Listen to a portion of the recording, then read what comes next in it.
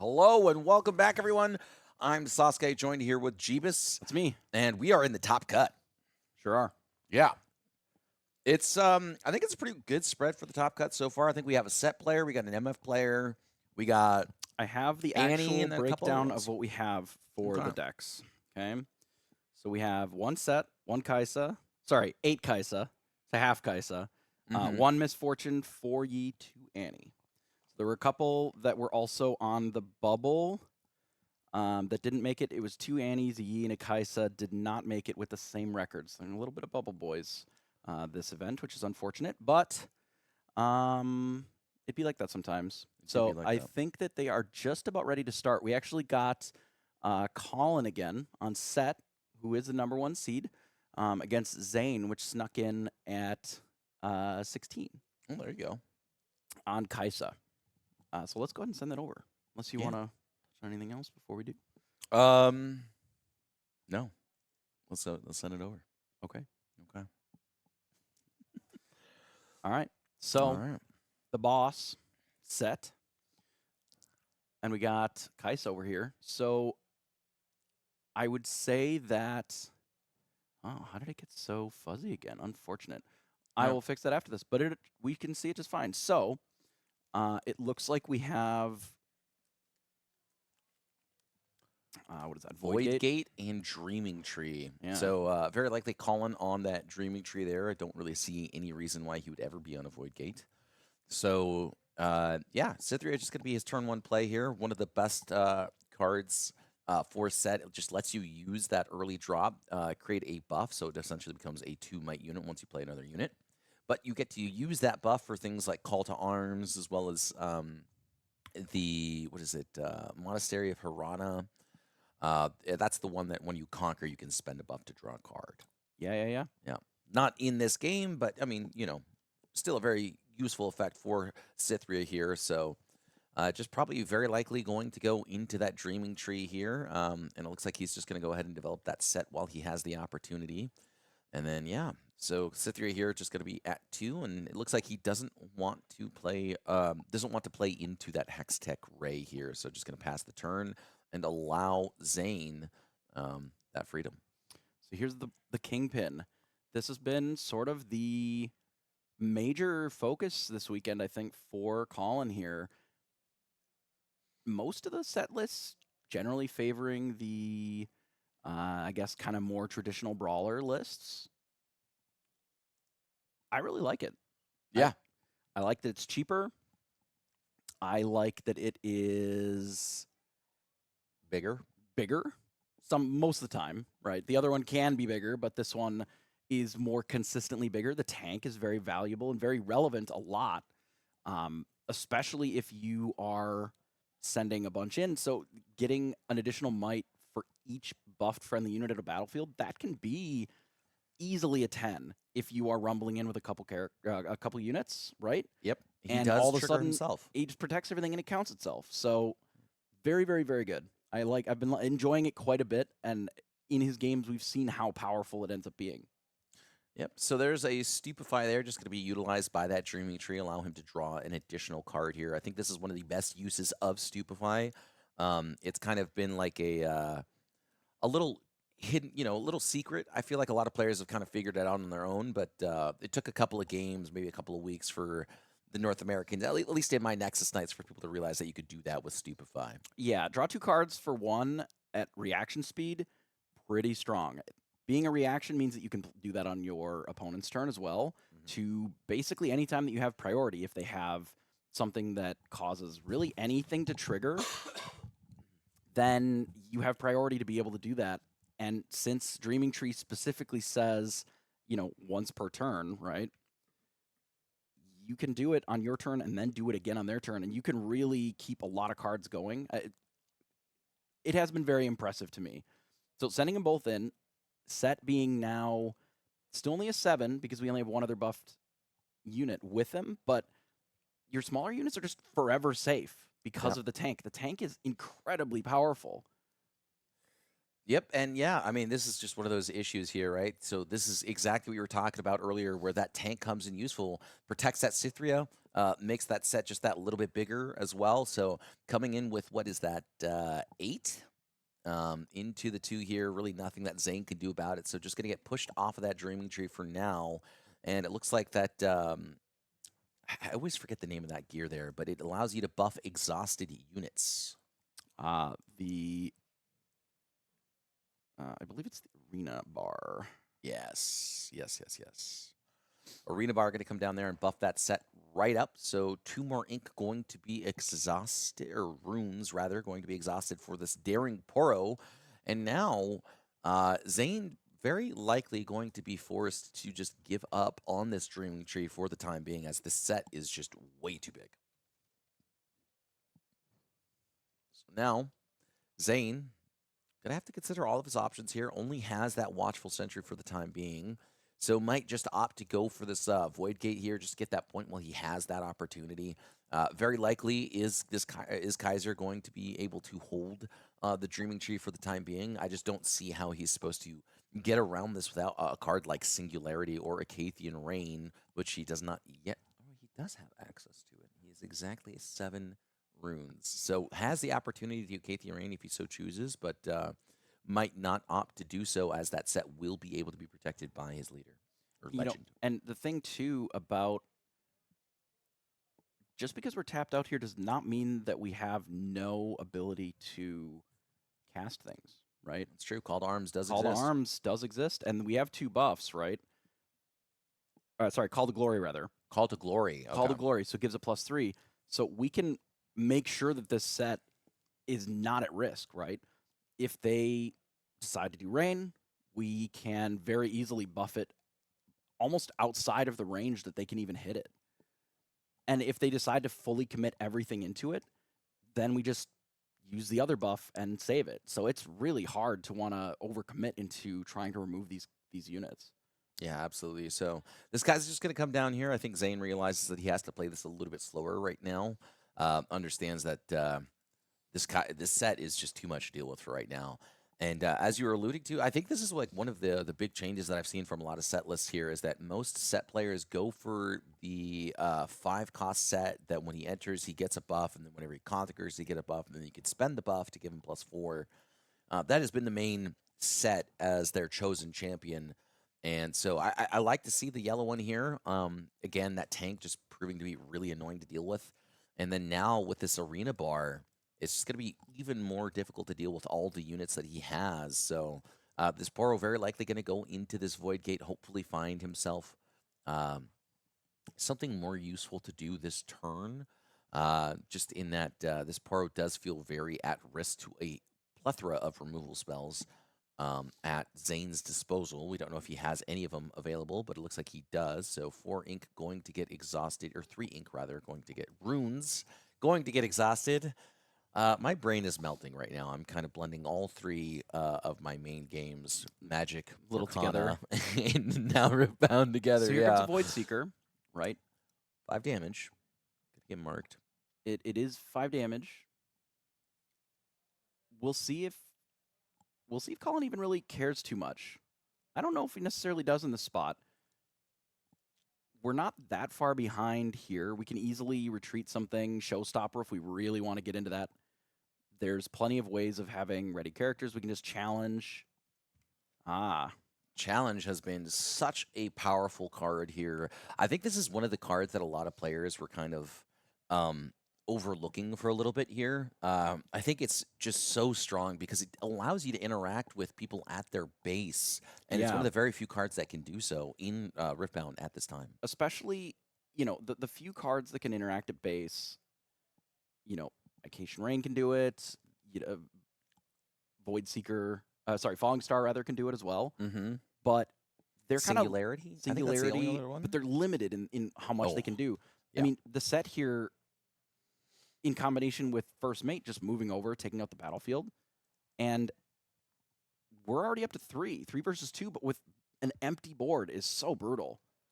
Yeah, and the sabotage is going to come down here too and just restrict even further what Zane has at his disposal. And there is that Acathian Rain that we were talking about. I- So it's very likely going to get stripped away here. I can't imagine him just taking away one of the two cleaves. It feels like it's not going to be doing much as of right now. It's going to take a couple of turns to set up. So I think if we could, we would probably take the Thousand Tail Watcher, but it I is agree. non-unit. So in that case, I mean, I don't think you take the cleaves. I don't think that they matter, but I don't think the rain matters either here. The best that it's going to be able to do is sort of clean up the other characters. I don't really think that you can overcommit into using your whole turn to take out the set, but the cleaves are also completely useless. We don't have any units. Yeah. What are we going to do with cleaves? Well, he does have Noxus Hopeful. He does have a Yordle, a Lecturing Yordle, so he can activate that. And so then just set up for that following turn here. But that will mean that by the time he is able to interact, his opponent will be at 5 points. So this is a very difficult situation to be here if you are Zane. That Acathian Rain isn't going to protect him from anything right now. And while the set is in that Void Gate, he's not going to have any damage to deal with it for now. And so, yeah, I mean, the Acathian Rain just sent to the bottom of the deck properly. There we go. Yeah, you would think it's a discard spell. It is actually a recycle a card spell, which is notably very different. Yes, very, very different. It's interesting, though, because I think every time I've seen Sabotage on screen, the opponent just throws it into the discard initially because it just feels like that kind of effect. You know, especially if you're coming from some other games that have similar effects. Generally, they are just discard spells. And we do have discard spells in this game. Yes, Mind Splitter. Mind Splitter does discard. So, especially if you're playing against an MF, perhaps, you may think that they both do, but they don't. The set has 7 might.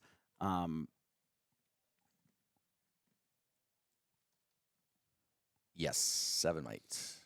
Yeah, it's 7 because it sees itself and then it is also buffed. So it goes 6 and then the 1 from its ability, which is very powerful for a 4 cost.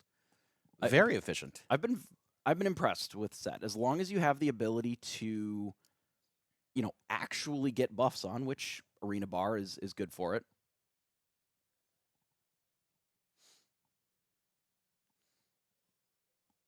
All right.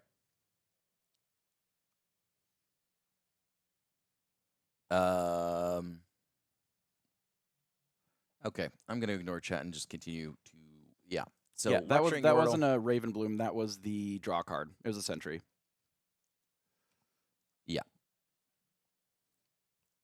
So Noxus Hopeful here going to come down as well. I assume the second Noxus Hopeful is also going to hit the battlefield Makes sense. base here. So yeah, I mean, in a pretty good position is Kaiser finally going to get passed back to him here. Only 2 runes available, and we got to see his hand, which just means that there's 2 cleaves in his hand. It's not going to do anything for right now. And yeah, I mean, look at how many strong units are there here, right? I mean, this Arena Bar has just made everything so kind of hard to deal with. I mean, the first mate coming out as a 4, Cythria obviously buffs herself, but the ability to get that buff on the set super early has felt really, really difficult to deal with here. And I mean, Zane still has no answer to the set.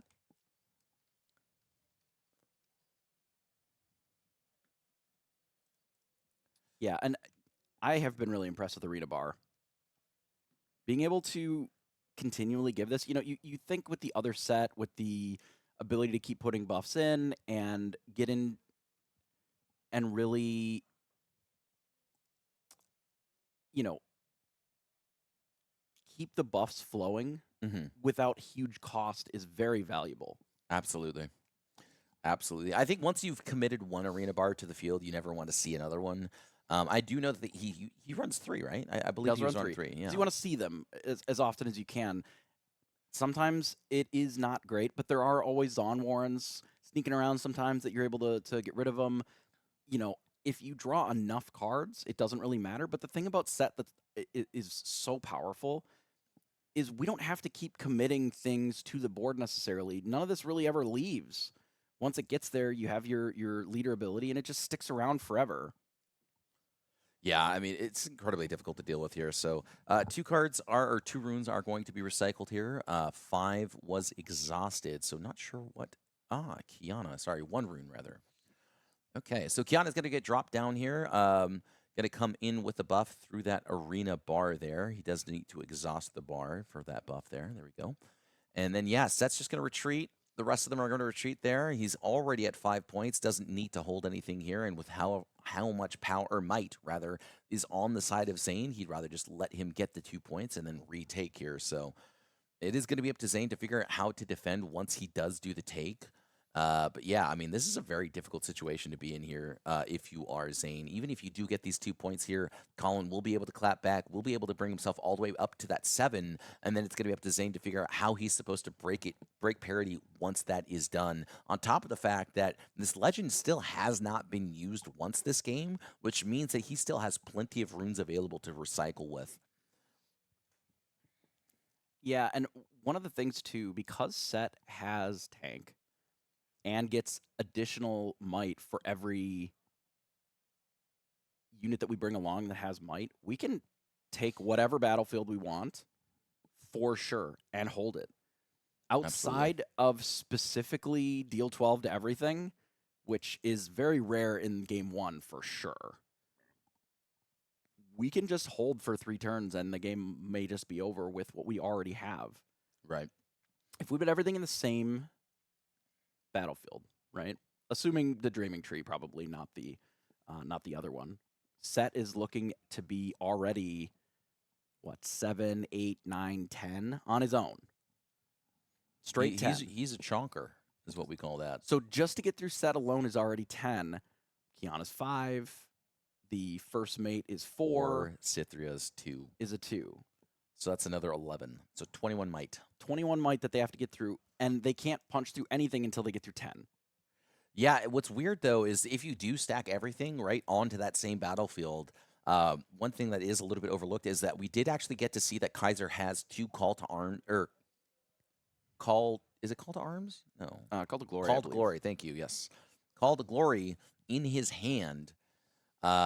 So these buffs actually are a little bit counterintuitive, right? Because the Call to Glory normally would give you +3, and you just have to take one of the buffs from one of your benched units. But if you have them all there, the way that the set interaction works, it's actually only +1. Yeah, assuming that we consume it, but you don't have to. You can just play it. That's true. You just pay 3, play it as a reaction. I don't want to do that. I mean, we have quite a few runes available, so we haven't really been recycling anything. We're just moving Kiana in, which to me means that they likely have, obviously we know about the 2 Call to Glories. It could be that we also have, was he playing Primals? Primal Might? Thought he had a couple Primal Strength. Primal Strength, that's right. Thought he had a couple of these, if I remember right. No, that was the Yi player that was running 2 specifically. I'm not sure if he might have been on 1. I don't know. Primal Might's been showing up in little whispers here and there pretty consistently, actually. I think it's one of those cards that has just been. He has 2. He has 2. We saw the decklist, the whole decklist yesterday in the deck. Yes, I couldn't remember. This is my brain is not working very well. I don't know what to tell you. We know. Unlucky. I mean, with all these Noxus, there is an awful lot of might on the other side, but if Kiana just gets to take this for free, that's going to be pretty rough. Yeah, that feels pretty bad here. I mean, this Hextech Ray doesn't have quite enough in the gas tank here. And then if you wanted to use that smoke screen, it is going to force you to recycle one of your runes there. And then if he does have that primal strength like we were alluding to, then the game kind of feels like it's over. Not to mention, even if he just has like something like we know he has the double Call to Glory. So even if he just double Called to Glory there, I would feel like the game is pretty much over there as well. So I do like the patience from Zane. I think he is on the back foot here. He was on the draw as well.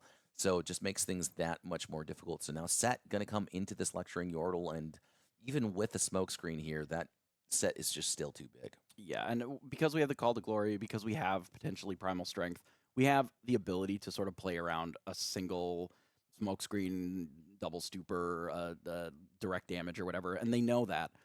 I think Zane is trying to be as conservative as possible to try and not burn runes now, Mhm. so that with the Thousand Tail Watcher play next turn, can hopefully try to claw back. But if we're only putting one unit into both of these, like, it's just not going to be enough. Again, it's the same problem that we had mentioned, where this set plus these units with the buffs is just insanely huge. And Thousand Tail Watcher only works on Zane's turn, right? That the might reduction is temporary. So it is going to be hard at 7 points to really stop them from, at the very least, being able to conquer one Right. and then hold.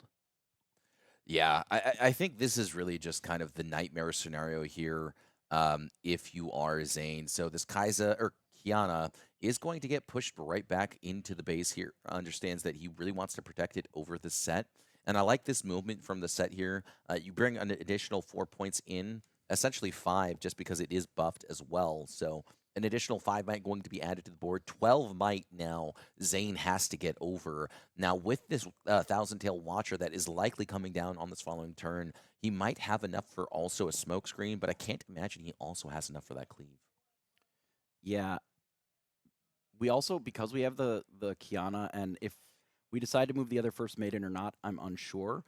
But we have a Showstopper too, which is not super relevant here. Looking at the hand, it looks like a unit, probably a First Mate, I would guess, based on the art, and then 2 Call the Glories. So the Call the Glory is going to be plenty on its own, I think, to protect. We can use one of the buffs from the Kiana, just cast the other one. I suspect that we're actually going to put the First Mate in here as well.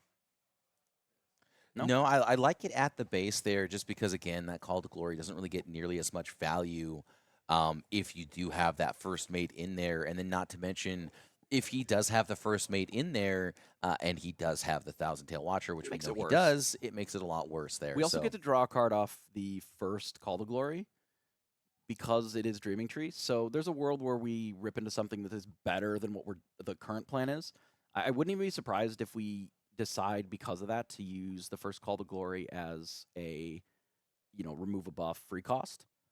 Right. As opposed to paying for the first one. Just in case, we draw Primal Strength or challenge or something that we want to make sure that we can cast as well. Yeah, absolutely. So Dangerous Duo was played on the following turn there, so actually 2 Might is not going to be utilized here. Looks like that is the Thousand Tail Watcher going to come down, and Zane is at 12 runes. He did just recycle 2 of them, so that does mean he has still 4 runes available to him. Now, what is that? That is 1, 4, 7.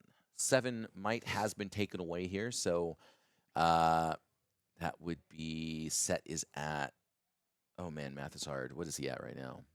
He's 7, 8, 9 minus 3. So he's a 6. Okay. Set is 6. Set is a 6. And the other 2 are 1 and 1. 1 and 1. Yeah. So, okay. So 8 Might, Thousand Tail Watcher alone is not quite enough as of yet, but a smoke screen onto the set does make him pretty vulnerable here. We'll have to see what Zane decides to do, but I mean, the fact that there's still just 2 Call to Glories that's been sitting in Kaiser's hand this entire game, or at least for the last few turns, is really going to prove to be a surprise to Zane. I feel like at this point in time, you're kind of not playing around it and just hoping your opponent doesn't have a second Call to Glory. I think you can play around 1, but playing around 2, I think you're just going to lose anyways. It's hard. You only really have the luxury, especially with being so far on the back foot, to play around a little bit of stuff. If we were not looking at the hold point for victory here, I think you can afford to be a little bit more conservative. But at this point, we kind of just have to hope that they don't have it, that their hand is maybe a single buff. Maybe we can play around that. But we're just a little too far behind to be able to do that. Now, we can lead with the Hextech Ray here, which can allow us to remove some both buff as well as a little bit of the might off the field before we get in with into combat at all. Yeah, absolutely. So 2 more runes going to be exhausted, and a smoke screen is going to come down as well. So the set is actually finally going to get dealt with here through this Hextech Ray, through this Thousand Tail Watcher smoke screen, and everything else that's got thrown into it. So now set very likely will have to get broken here, sent back to just the base, because he does have the set in, or the legend that does protect him for at least 1 turn. It does spend the buff, but you do have the arena bar on the following turn to potentially buff him right back up. It will exhaust. He will have to be exhausted for that to happen.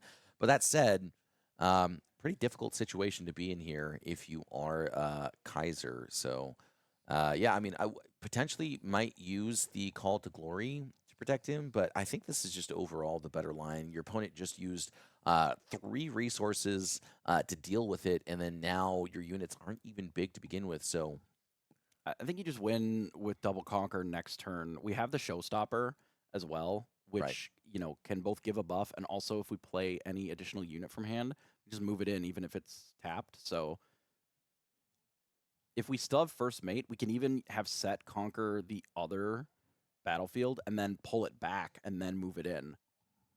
this is true. Yeah, and I mean, again, the double call to glories, I feel like are just going to play a huge part in this right now. So both these units are going to get pushed off of the base here, very likely going to be able to get rid of the Yordle. So I'm just going to take the trade while it's available there. Sure. And yeah, I mean, the Thousand Tail Watcher is 7. It's a little big to deal with, but without that Yordle protecting it, I feel like it's a lot less threatening. Yeah, I mean, you can also just send set into it as 7 alone, Mm-hmm. and then trade, and then Showstopper it back in. Yeah. That's the thing is, because we have the ability essentially to recall a unit in that case, then instead of it dying, that's a really good spot. Because how do you lay it out here? We have a modest amount of size for both, but I don't think it's enough to beat both sets. And you can't just do nothing here from Zane's perspective. You have to put something in there, otherwise it's free. Yeah, absolutely. So now a whole bunch of these units you're going to have to try and defend here. You only have 1 card remaining in hand, or 1 rune remaining available to you, which means that at best he can Stupefy or Hextech Ray. So fairly easy to play around those, I would suppose. Especially with the Call to Glory, I'd imagine. Yeah, and so yeah, I mean Zane's just kind of stuck in a rock and a hard place here. Going to try and just bulk up as much as he can on as many battlefields as he can, and just pray that Kaiser doesn't have the showstopper that he does actually have in hand already. So Yeah, 2 runes going to get channeled here, and he's going to go all the way up to 11, I think. Let's see, 1, 2, 3, 4, 5, 6, 7, 8. Wait, 4? it's 9. 9. Okay, my bad. 2 off. 2 off. This should be more than plenty, I believe, with the double pump. Because it's the full turn, I mean, you can just use both Call to Glories pretty easily. Like this, yeah, just Call to Glory for free, I think. Lets you keep all of your resources. And that should be enough. Like, okay, if they want to save this battlefield at all, they have to use their trick right now. And if they do, then that's probably not enough. Yep. And so now he's going to be able to draw 2 cards. Why did he draw 2? It should just be 1. Oh, right. Kiana. Duh. Kiana draws 1, and then he's already at 7 points. Yes, correct. Yeah. Okay. So Pit Rookie going to come down here, going to be able to buff that set, just make things that much more difficult here. And then Arena Bar very likely just going to be used to buff the Pit Rookie. I'm actually surprised that he decided to do it in this order here. He's just going to... Oh, actually, okay, I see now. Yep, that makes perfect sense. So Call to Glory here, just going to be able to buff set all the way up to a 10. And yeah, Zane has to figure it out, and he can't. So that is going to be game 1. Because we have the showstopper in hand, even if they're able to make that like a tie, it's still not enough because we just then showstopper it back in afterwards. So it's very hard there. Even if it's do this, take out the thousand-tailed, go back in, that's going to be plenty. So well navigated there with our yellow set, the king. Yeah, I mean the number one seed here, Kaiser, has been playing incredibly well all game or all tournament. Yeah, Not game. let me go see if I can focus the camera a little bit. Okay. All right, chat. We're gonna be alone together, but yeah, I mean this is definitely. Oh, DeCandio. DeCandio. All right, I'm okay. You know what? He knows some secrets that I don't know here. So he's gonna go ahead and focus the camera here. I don't know why it is so zoomed in now. Okay, there we go. And oh, okay. All right, we're just gonna be talking about. I don't even know what we're supposed to talk about here right now, Chad. I mean, for me, I think if you're calling here, I think you kind of want to stay on the big set here, the big tank set. He might opt to go for we know that he's got two of the orange sets in his board here. So yeah, I do think that the 4-cost set here is the best option. He has his battlefield already selected, so I'm not sure what he's going to be playing on the draw in terms of battlefields. I know that we went over the deck tech yesterday, but again, my brain is it's melted. It's All right, gone. that's a little clearer. Not perfect because I'm reaching over the top of the players, but that looks a little better. It looks better. Yeah, the set has been very impressive. I've really liked the Kingpin over the Brawler quite a bit. I do know that, you know, again, because we did the deck tech, that Collin has some Brawler in the sideboard. Mhm. I do not believe that it is for this matchup at all. Yeah, I think it's got to be potentially for the Yi matchup, just because you need big bodies. Yeah, I would imagine it's for the calm, you know, your green matchups in general, where you just Mhm. need the ability sometimes to be a 12, to be a 16, you know, with a couple of buffs with those. Then the multiple arena bars would be more relevant, right? Yeah. Yep. Absolutely here. So again, I mean, I think this is just going to be a very difficult for the Kaiser player. I think that Kaiser, when he built this list, he built it intended to be able to beat Kaiser. Yeah. And that makes perfect sense. It is the most played deck by far, and then immediately after that would probably be the Yi players, and then you have everyone else. So Annie's been rising in popularity. I think that makes a lot of sense. I think Annie, a lot of players are now kind of coming privy to the fact that Annie might actually be the third tier 1 deck. I think it's pretty good. I actually think it's not bad against this set list either. Mhm. At least more so than Kaiser. Depends on, again, how much damage based removal you are, but like this set at a battlefield doesn't care that much about Falling Star, which I think is maybe what is the most relevant right now. Is Falling Star is hugely problematic. Yeah, I'm sending you to the Shadow Realm, Sarek, where you belong. Back in there. Why aren't you subscribed? That's it. That's all it is. But also, we're in between the games, so we run the ads because people were complaining that they were during the games, and now we're sideboarding. So relax. Call your senator if you care about it. Yeah, exactly. Actually, or call you know, the head of Amazon, Yeah, Jeff. call Jeff. Call him up. Just, you know, But like, hey Jeff, hey Jeff, fix the ads. it's too many ads. Let's talk about set's ability a little bit here. So normally recycling your runes is a pretty big cost, but in this deck and in most of the set lists, Mhm. you are able to leverage it as just like a tempo play, basically, because the things that you already played and commit to the board, you're just relying on them a little bit more. You're keeping them around a little bit more aggressively than you would if you would be really anything else. So you're using that ability on their turn because it's only recycling, right? You don't have to be untapped. It plays a lot closer to like the way that Annie does. You're able to do things on your turn and then still do things on their turn. You know, Mhm. we're able to take buffs maybe that we got from Arena Bar and actually leverage them for, you know, casting Call to Glory, or in this case, removing it to the monastery to draw an extra card. Yeah, I think the Monastery is actually very, very good on the draw just because it feels very one-sided in terms of its effect here. Oh, it's So, incredibly one-sided against Kaiser for sure. yeah, I mean, Monastery of Hirana is just very difficult to deal with here uh, for Kaiser, honestly, just because it's very one-sided.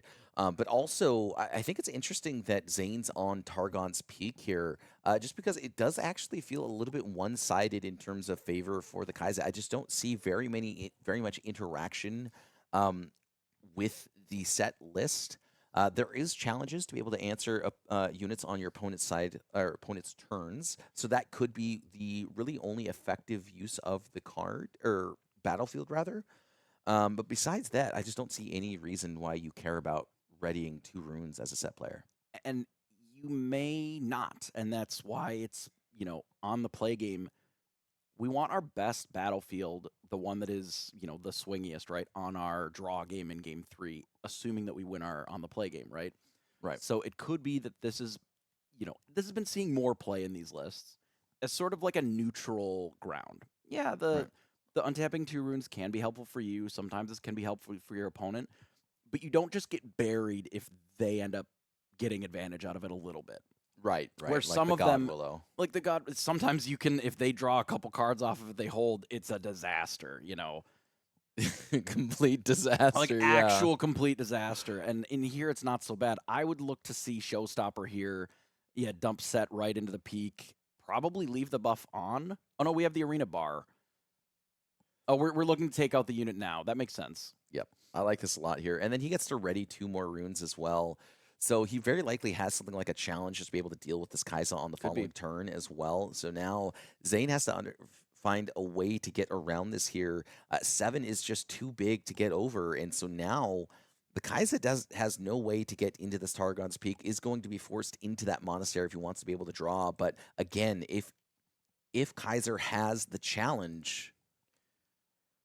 What's really tough here too is that, okay, let's imagine that Zane had Smokescreen, something that you can try to make a challenge into the set there. Right. Okay, then they tap their set and rebuff it with Arena Bar, and then what? You just like deleted a card in your hand to trade. Like that's so mediocre at best. It's rough. Yeah, I mean, if he has exactly the smokescreen, at least the Kaiser survives the trade, right? Because The Kaiser would with the on this turn, yeah. yeah. So I mean, I just have to assume that he's going. Oh, he's going to go right in there. Cleave, Going to use probably. the cleave just to go ahead and go for this trade. Well, we can't do challenge in response because I believe that it is just an action. And a second cleave going to come down as well, just to get over that set finally. So I think at this point he's just going to recycle the rune, protect the set, buff it up next turn, and move on. Okay. I guess it's back here now. Unlucky. So yeah, I mean, Zane is going to be able to draw a card here. He's going to be able to get his second point of the game, is going to be also able to ready 2 maroons. So very likely just going to drop that Ravenbloom student that I believe he picked up here. And that is not going to be the case. Falling Star to try and take out the set now. I like this a lot here. Because we know that there's no buffs, right? There's no way to protect the, with Call to Glory or anything. So it has to be with those 2 runes specifically. Otherwise, you can get it. I think that's a great line. This is something that we were seeing a lot yesterday where players were finding ways of activating the set's leader ability, forcing that out, and then just not having a follow-up to try and really take out the unit for good. Right. So making sure that you have a plan, right, was very relevant here, and that might just win the game on its own right here. Yeah, I mean, one of the issues that I found with set in general is that once you lose your chosen, you are very far behind. So I think if this does go to a game 3 here, this last turn where that Falling Star was able to come down with alongside that double cleave really is the only thing that could have gotten over all of that there. So I mean, very, very well played. I think Kaiser was not expecting that. I don't think many players would play around that either. So, I mean, yeah, this is very, very well done here. Kaiser is in a very commanding position now. He is going to be able to go all the way up to 4 points, is 3 points ahead of his opponent now. And yeah, I mean, Kiana is the start of something. It's good. It's good. But But on it's its not. own, it cannot. It doesn't do everything on its own. There was one card, I think, for the cost that could have happened to be able to protect it there, and it was unyielding, right? That out of the sideboard potentially could have saved the Set. set, but without it, I mean, you double commit the cleave, but you don't really care. We have plenty of card draw. Kaiser's already picking up a card if we win. Cleave doesn't really get better, Right. right? Like as a card, that one, you don't always have a ton of opportunities to use it because usually you're on the defense more than the offense. Yeah, and this is one of those scenarios here where, I mean, look, a 3-point lead is a huge lead to come back from. That means that you have to hold potentially twice to even hope to get back into the game at 6 points and then close it out from there. But yeah, I mean, this Watchful Sentry is going to get taken out, which I don't think Zane minds at all. He's just going to draw an additional card off of that. So yeah, doesn't feel bad about it at all. He's going to spend that buff just to be able to draw a card and hopefully find a few more answers. We do see a showstopper in hand. We do see that Unyielding Spirit, but again, that set was already was already gone before he was able to find it. So Pit Rookie in hand might be the play as well. I think before we do anything, I would probably just rebuff Kiana before we give priority if we can. Yeah. Deciding on Kiana's ability. So the stack now, the chain now should be clear, I believe. Believe so as well, yeah. So Arena Bar very likely going to just be used on that Kiana again. Unless we're looking to put it on something else, potentially. And I do see a Cythria as well now. He has a plethora of cards in hand, so, I mean, we'll have to find out how this goes here. Cythria in hand. Well, I mean, this is a very difficult set of turns to navigate as the Kaiser was able to retreat. Very likely going to be able to use her effect once more as well. And this Targon's Peak, I felt like, has been very strong for Zane. Absolutely, absolutely. And ideally, I think if Collin can not recycle runes this turn to try and build up a little bit more of a larger individual turn, I think it would be ideal. Mm-hmm. That's not always an option, but if we can first mate, okay, this is okay. We can buff everything up with the Arena Bar. Pit Rookie coming down and really showing where it's at its strongest in these lists. Sometimes you do just run it out if you need a 2, but if you can save it a little longer, putting a buff on everything does go a long way, especially when we have the Monastery out. Yeah, absolutely. I think Pit Rookie is just one of those cards that it's good early, it's good mid, and it's good late. It doesn't always, it's not going to be exceptional. It's not always 2 buffs every time, but it being so cheap, not having a power cost, like it's just, it always is going to be at least okay, which is everything that you want out of a 2-drop. Like you want it to be pretty good most of the game, and that's good enough. It's true. I mean, it's true. I think Noxus Hopeful really kind of fits that bill as well. It's never going to take over the game, but it's always going to do that thing that it does consistently, which is just provide that little bit of extra support. And I mean, I think the Luxury Yordle also kind of fits that bill a little bit. I think a little bit less so because 3 is a little bit expensive for its kind of effect. Although the tank does sometimes come in a little bit, or a little useful. So, and I know sometimes it gets sided out in certain games. If you are on the play versus the draw, because again, at 3, sometimes it doesn't line up very well. Absolutely. So Falling Star is going to come down here. It's going to target both the Pit Rookie and Cythria. So Unyielding Spirit going to be the response. And yeah, Zane's not going to feel good about that one there. But I think you want to hit as many Falling Stars ideally as you can with that. Given that Falling Star is one of the premium removal spell that Kaiser has access to. Singularity obviously can still be rough. Hextech occasionally, but knowing that they're targeting the backline means that they're trying to set up a spot where this Kiana is taken out, but there's not really anything coming later. So, right. Also, obviously, Kiana having deflect, a little awkward with the reflexive triggers. You don't want to scoop all your runes into the bottom of the deck, right? I mean, maybe you want to lose. I don't know. Maybe it's possible. So, yeah, I mean, I think Zane, with that unyielding spirit here, is just now completely stuck on what to do. He did have a Hextech Ray to try and poke down this Kiana just that little bit further to be able to reach, but now with this Lecturing Yordle, he's going to have to send both the Lecturing Yordle and the Kaiser in and hopefully have just hope that Kaiser doesn't have that call to glory, because if he does here, it is going to be a blowout, and I would argue the entire game after the fact. Yeah, and here's a prime example of where tank is just incredibly powerful in this, right? Yeah. Again, it's just there to protect that Kaiser, get yourself that 6 might rather, and then just get over that little hump and really showcasing why Lecturing Ural has been such a powerhouse and such a staple in this Origins meta. So now Zane just kind of figuring out what he wants to do with the rest of his turn. It looks like he has a Watchful Sentry and another 2 as well to develop. So considering his options.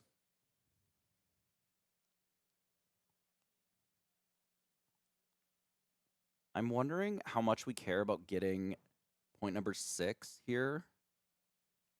Okay, Stupefy to cycle, draw a card.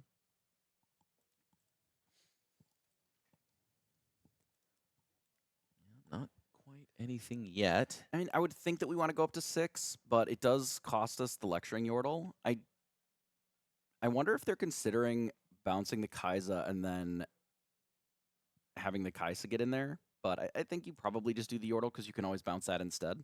Right. I think I saw an Unleashed Power in his hand. Interesting. So I might have sided that in there. I mean, that is a good sideboard card in this matchup for sure. It makes it tricky, obviously, to protect too much of your stuff with set when all of them are getting hit at the same time. Right. I mean, he has to be afraid of a second Unyielding Spirit here, because if that happens, I think that, you're spending 7 ink just to do nothing, going to be the game there. So, unfortunately, now that this Kiana is going to have to find another way to get a buff because she is readied. So now this Pit Rookie plus Cithria does have enough strength, or might rather, to get over the Kaiser, and then now the Kiana doesn't have enough might to get into that Targon's Peak very freely, so might have to use his Showstopper in hand just to buff the Kiana and give her that little bit of freedom.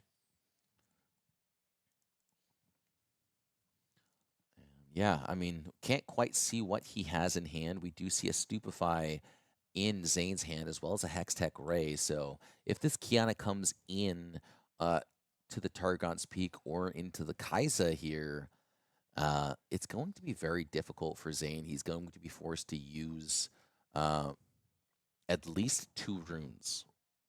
Yeah, Deal with the Kiana. and there's some consideration too, because we have double student in one. Any amount of spells from the other side add up very quickly, right? So you may not be able to really deal with both locations, both battlefields rather, at the same time. Now there is a Fiora and a Pit Rookie. So I wonder if he's going to send in his Fiora. You could Fiora and then Showstopper. Make it so that any spell is pretty bad.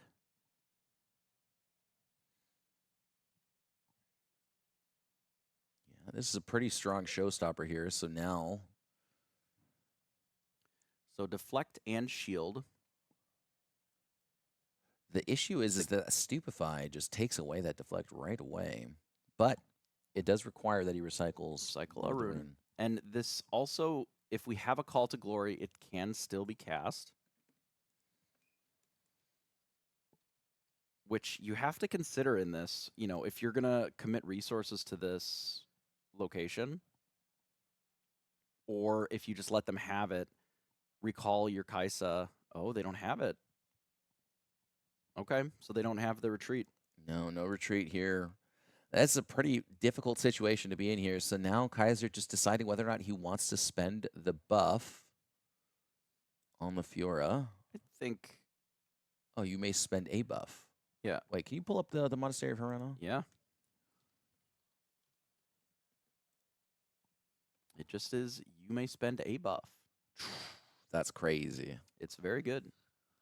That is so Makes- good. It makes Arena Bar and Pit Rookie quite a bit better. Now, I really quite like this play of running Pit Rookie into this location. You're forcing action without really having to overcommit. They have to do something. Otherwise, you just take out a student basically for free, right? Yeah, I mean, right now it just feels like Zane is very quickly losing control over this game here. He will be able to potentially draw an additional 2 cards. There is that unleashed power in his hand, and Kaiser is fully exhausted. So, Well, I guess this just takes out the Yordle currently. right for the time being. I Well, mean, it would be a Yordle and these and a aren't Sentry. students. These are sentries. It would These be are the Yordle sentries. and a sentry. Oh, that's worse for him then. much worse. I thought those were students. Yeah, that's way worse, actually. So now he's considering using the Stupefy just to be able to protect one of these watchful sentries It's here. like almost awkward that it's a Yordle and not just 2 sentries there to let him have it. I believe that was no action, so I'll lose 2 and draw a card. Yeah. Which I think is okay, because you're not overcommitting. You're drawing the card first to know what the plan is for next turn. And Does now, find a Darius. now we can deal with the Kiana, knowing okay, next turn we have a Darius and that's the play. Right. Or next turn we know that they're tapped out. No, they we have the wouldn't know peak that. if they conquer. Yeah, so if they conquer here, they'll get 2 more runes readied. Right, so that's problematic. So if we want to protect it, now is the time. Yeah, this is definitely one of the most difficult turns here I think I've seen in this entire tournament so far. So now, 'Cause this would be a good opportunity to unyield, if you can. But we need to make sure that they don't conquer this location in order for that to work. Right. And So- still have enough runes to be able to do that on the follow-up. yeah, I like this a lot here from Zane. He's going to have to recycle 3 runes just to be able to deal with this Kiana, but at least this will deny the readying of these remaining runes here. So Hextech Ray is going to come down, and Kiana is finally going to get dealt with here.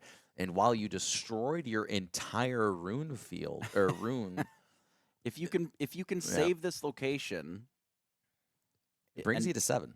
well, but also if you make sure that they are not able to conquer it, even if it's a trade here, they don't get to untap anything, and you have a full turn to just Darius in, take out the Fiora. Fiora. This ain't Shrek. Maybe it is. I don't know. Retreat picked up after everything is gone.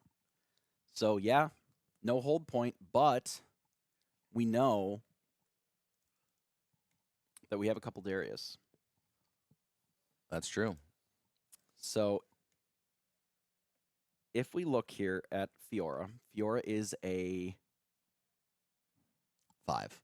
5. She's 6 6 with the on buff defense. on the defense because of shield.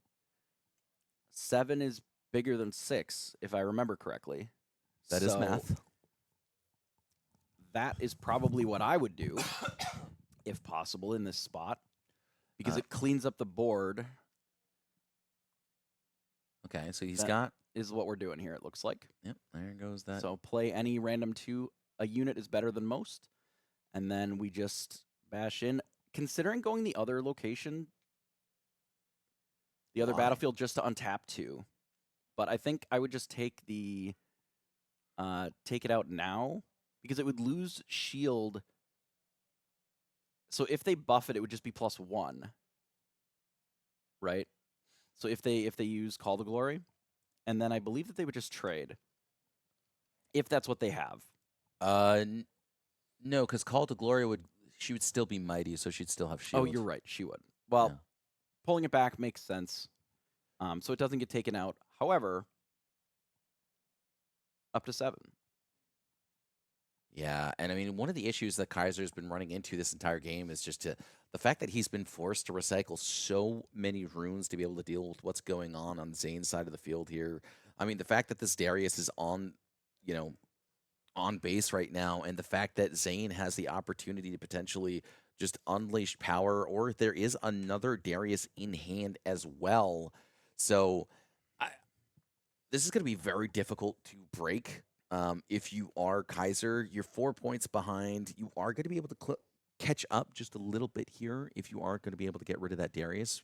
Um, well, you have to get rid of that Darius, but yeah, I mean, there's just not enough, is what it looks like in the gas tank as of yet. That showstopper is only going to allow that Fiora to just be on the same at the same strength as Darius, and it does force you to recycle yet another rune here.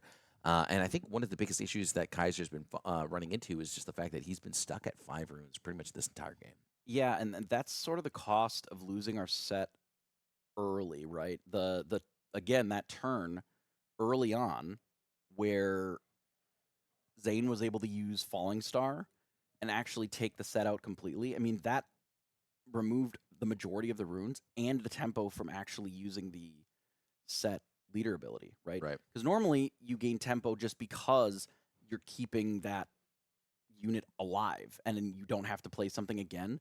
But if you lose that tempo, then the recycle is very real. So ganking here coming into play Is going to allow him to just protect this Fiora that little bit longer, too. And now he has a pit rookie that he can develop as well if he so chooses. And honestly, he just, I feel like almost stole the game in a way here. I don't think that he was supposed to be able to do this here. It felt like that was illegal almost. the ganking, very, very good. Does not come up as much with Fiora as it may in some other cases, Vi, and I know that there's a few tricks with MF sometimes where that's also relevant, but we'll have to see if Zane is able to take over both of these battlefields on their turn. Because if we can, which is pretty likely, then this may just be over, right? Yep. And so no, 2 runes are readied here. He might have a challenge available. Did we not buff both with Pit Rookie? No, Pit Rookie's only one. A Pit Rookie is only one. You're thinking Oh, of it Kinko was mode. Arena Bar. Sorry, yeah. Before it was with Arena Bar, but we had already used it this turn. Yep. So now Pouty Poro just going to be able to draw him an additional card for the turn, and now he has to figure out what he wants to do for the rest of his turn and to see if he has a way to deal with everything that is going on here. So challenge will likely be used here just to be able to poke out this Darius just that little bit because Darius needs to be able to find a second spell to play, or second card rather, to play this turn, be able to come out. And we readied. have, we can just bounce this Porta hand if we want. So we can also just use just smoke screening. Ooh, smoke screen, pretty okay here. I actually tend to like this a lot. I think you have to do it on the Fiora alone. Doing it on the first mate instead, just to give it -2, and then, yeah, now 6 into 1, or 7 into 1. It plays around that challenge here. So instead, it is going to be a Hidden Blade, which means that this Darius lives for, or does not live. So that means that Kaiser gets to live for just that one more turn. So Hidden Blade on the stack there. Wants to decide whether or not he wants to retreat it instead and then go for the win on the following turn here. And I think that is the correct line. Pretty solid. Nope. I think drawing 2 cards is fine here.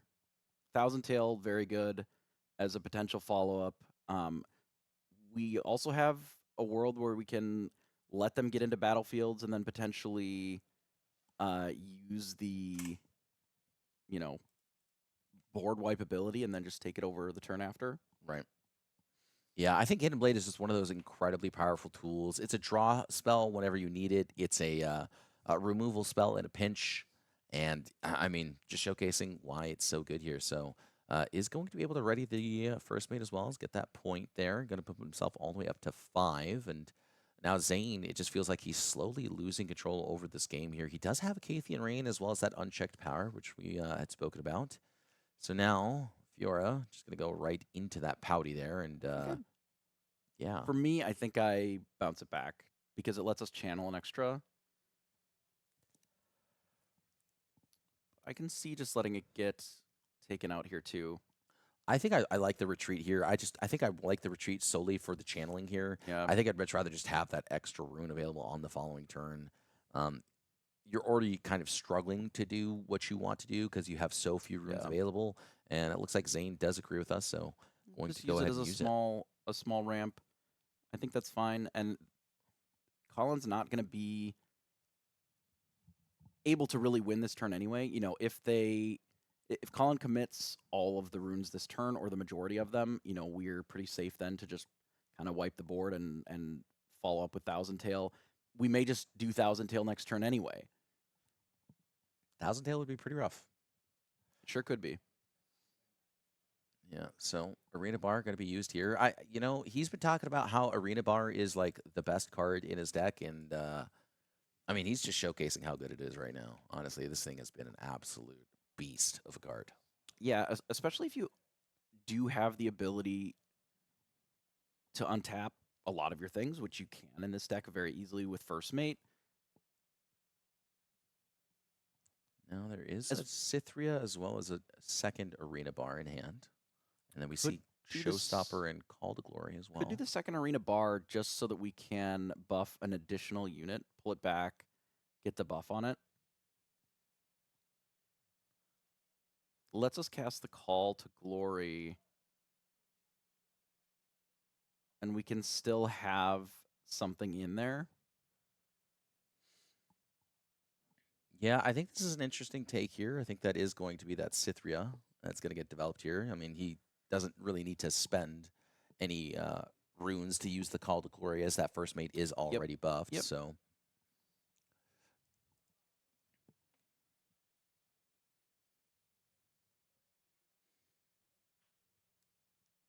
Falling Star, I think that is probably one of the best cards he could have found here. And now it's going to be up to Zane to try and clear the field here. I think he does have that opportunity to do so through this Falling Star. We'll be able to hit the Pit Rookie as well as Cythria and just clear them out for the time being. But again, you do have to play around Called Arms, so maybe the Falling Star does get a little bit negated by it. But I mean, if the Thousand Tail Watcher does come down in, you know, after the fact, there, I think that does the marked damage once the unit's shrunk kill it? Yes, of course. I would think so, right? Damage clears after combat and end of turn. And end of turn.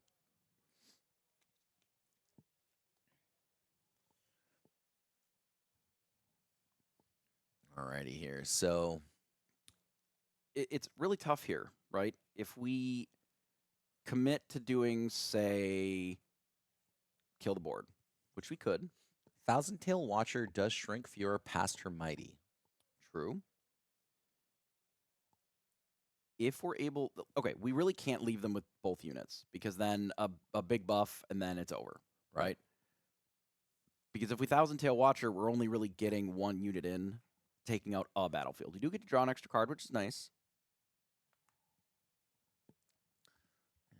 Looks like he's considering all of his options here. It looks like he's leaning towards what looks like another Darius. Could be Darius. It's a little cheaper. Like if we have something like Darius Kaiser, doesn't really do it. It's tough because we only really have the one accelerate. I don't think we can get both points this turn. We're really going through the lines of consideration to see if there is a possibility of getting both this turn, and I think it's going to be really tough. There's not that many ways to ready anything really in this deck outside of accelerate.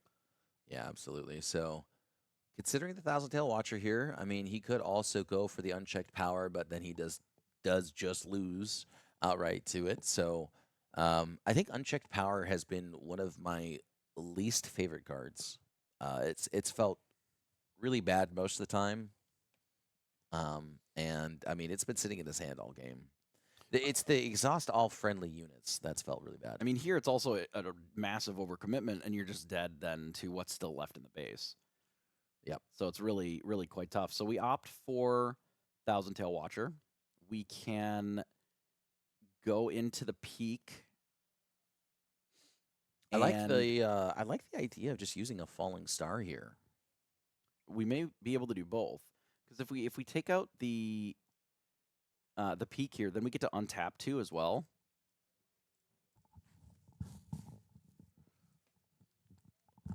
But I think I agree. We do have to do the Falling Star probably to not lose. Otherwise, there's just a little bit too much going on. We can allow them to hold up to 7, but that's basically it. There no more points can be made, or it's just over. Yeah, and this is what I like here. I think you go if you're playing the Thousand Tail Watcher, you go in, you attack the Fiora, you force the set to use that recycle Sure. there, and then now you develop your Falling Star, are able to strip away both the Pit Rookie and the Fiora after the fact, and so now you can finally find some sort of footing back into this game, and Did we draw a card breaking for that. the... I don't think he did.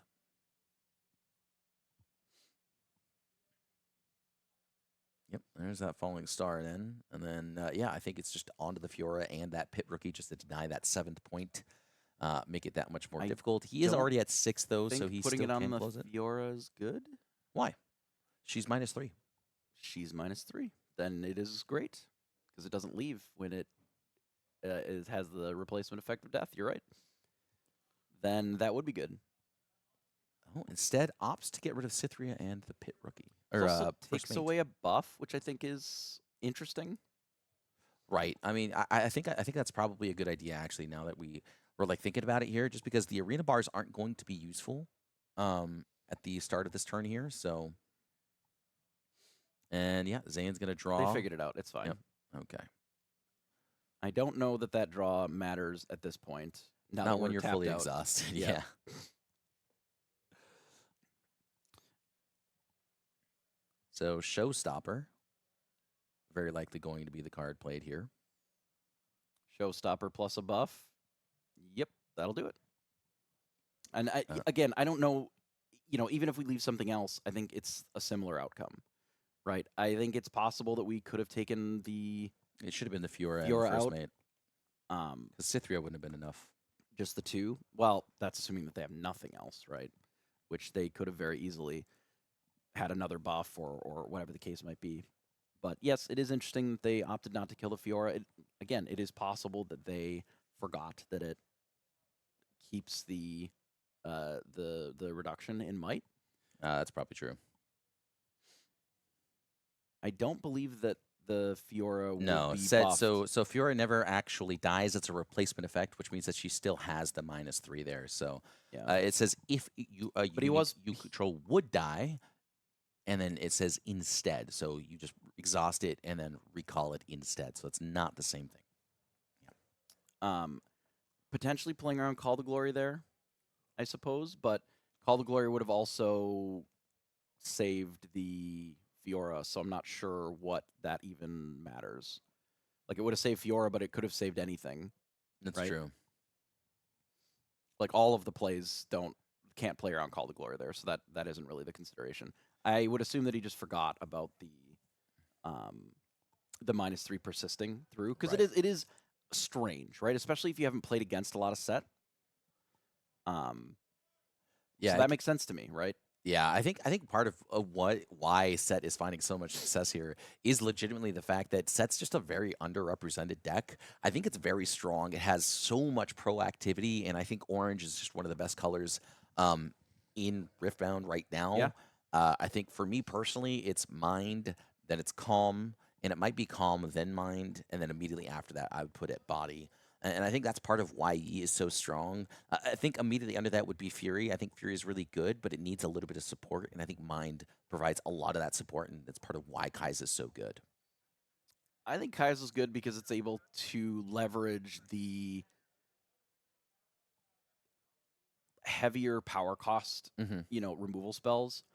Falling Star is a great card, but I think it's not very good in decks that don't have the ability to reduce the power cost, or ones that aren't playing seals, perhaps. Right. And right now, there are not a lot of Fury decks that are running a lot of seals, especially not the Fury ones. Right. Jinx probably is about the only one that I can think of that may be leveraging that a little bit, but it hasn't seen a lot of success because it's hard when your hand is kind of empty all the time to just be playing off the top. Yep. We are getting an interview here. They're bringing over the Set again. He's been having a lot of popularity. Listen, When you bring a spicy list and you perform as well as he has, He has been you doing get very well. attention. I mean, he's the first seed. He has been absolutely crushing this tournament here. And I mean, very, very well played here. I think just holding on to those call to glories for as long as he has just makes things so uncomfortable for your player or for the enemy players there, because the first time you run into a double call to glory, game 2, that's in your head. Yeah. You're playing around that for the rest of the game. Well, you have to. I mean, and you have to. It's effectively a free spell if you can consume a buff that is not in play at the time, right? It's somewhere in the base at another battlefield that they have to kind of always be aware of. All right, I believe that we've got our interview basically ready here. Just waiting for them to let us know that they're good to go. Yep. Okay. Well, there they are.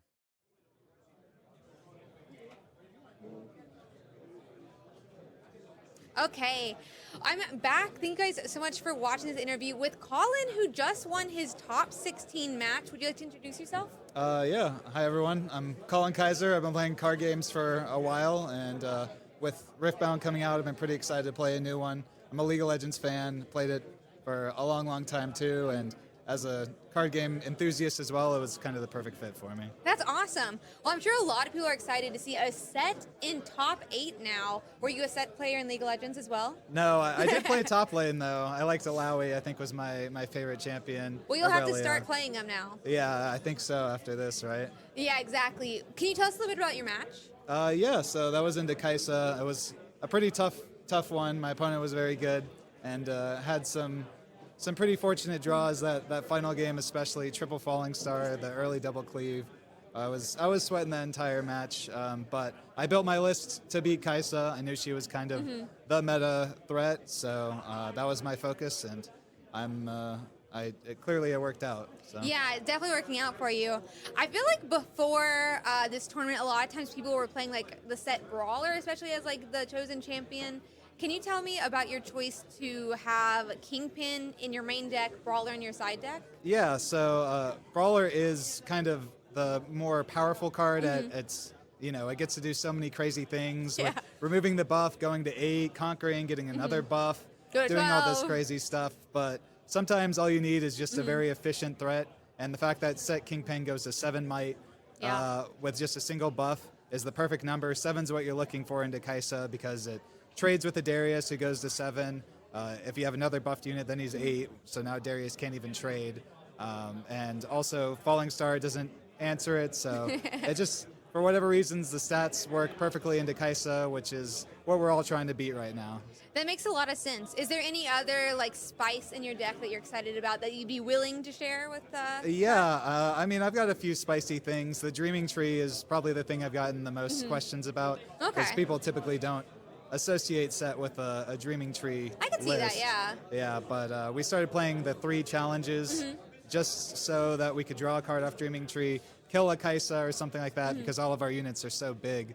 And it really helps with the deck, cycling through, getting your important spells, all that sort of stuff. So it really makes it flow nicely. That makes a lot of sense. And it seems like you get a lot of draw between the one that you pop the buff for a draw and the Dreaming Tree. Yeah. We were actually on 3 different draw battlefields. We have those 2, and then also the Grove that says when you hold here. Draw. Godwillow. Yeah. But we play that one on the play because it's a lot easier to get in there when you're going first. So. That makes a lot of sense. Are there any matchups that like you really want to run into going your top 8, top 4, maybe even finals? Oh yeah, keep sending me the Kaisers. Listen, Kaiser is the best deck, and they can still beat this set list, but it's what I'm the most practiced into, what I'm the most confident in. This is now my second feature match on stream, 2-0ing Kaisers, so hopefully I can keep that trend up. Well, fingers crossed. Are there any you really don't want to look into or go into with the set list? Yeah, Aurora is kind of our biggest thing. We're playing kind of a mid-range game and a little bit on the slower side. Okay. So we typically can't apply enough pressure to, score all the points before they start getting all the Aurora triggers, getting all the big guys out. So that's definitely our worst matchup. Outside of that, Annie can kind of be annoying, and there's definitely been a lot of them around. Okay. Just because of Rebuke out of the sideboard. So being able to bounce my set, it doesn't matter how big it gets. If they just return it to my hand, then it can be a problem. Yeah, that makes a lot of sense. Well, thank you so much for this interview. Would you like to shout anyone out? Shout out to Challenger TCG. That's my YouTube. I'll be posting plenty about this deck as well. And you can also find me on Metafy at Challenger TCG. Awesome. Well, thank you so much for this interview, and I really appreciate it.